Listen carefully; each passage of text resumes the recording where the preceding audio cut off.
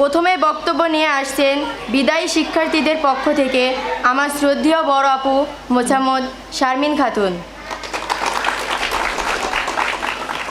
বিসমিল্লাহির রহমানির রহিম।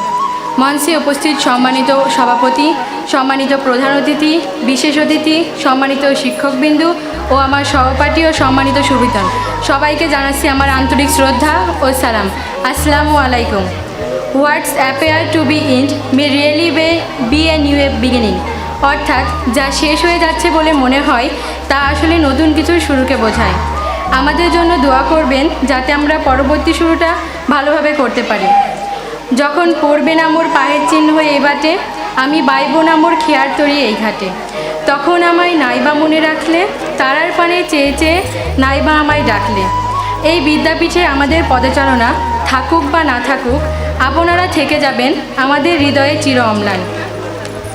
শুধুমাত্র বিদায় বেলায় আপনাদের কাছে এইটুকু চাওয়া থাকবে, কারণে অকারণে, জ্ঞাত কিংবা অজ্ঞাত সারে, বুঝে কিংবা না বুঝে কোনো অন্যায় কিংবা কোনো দুষ্টুমি যা আপনাদের কাছে দৃষ্টিকটু লেগেছিল, মাফ করে দেবেন। একেবারে অবুঝ অবস্থায় এই বিদ্যাপীঠে এসেছিলাম।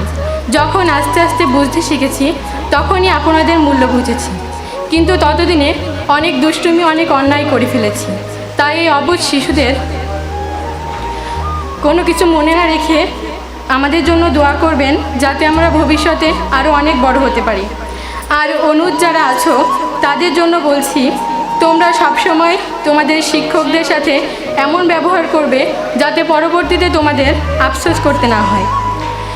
পরিশেষে এই বিদায়ের ঘনঘটায় সম্মানিত অতিথিবৃন্দ, সম্মানিত শিক্ষক এবং স্নেহের সকলের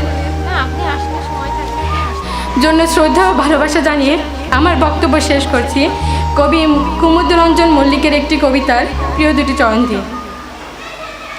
হয়তো আমার এ পথে আর হবে না আশা, দুয়ারে রোপণ করে যাই বুকের ভালোবাসা। ধন্যবাদ সবাইকে। ধন্যবাদ আপুকে তার মূল্যবান বক্তব্য রাখার জন্য।